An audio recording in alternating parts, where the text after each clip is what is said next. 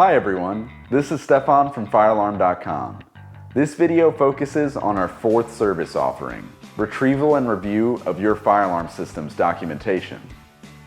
This is one of our most important service offerings, and it is something that all fire alarm system owners need to keep up on.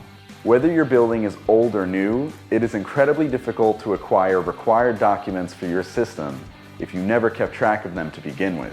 Let firealarm.com take care of this for you. By using our service and becoming a firealarm.com client, you will be able to sign in and retrieve any and all required documents, drawings, and correspondences for your building's life safety system.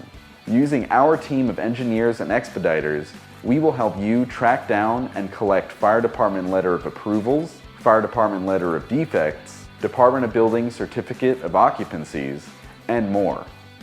We will also review your logbooks for completeness and ensure all building certificates of compliance are correct and up to date. Firealarm.com can even assist you in grandfathering your legacy system to adopt to today's codes and standards.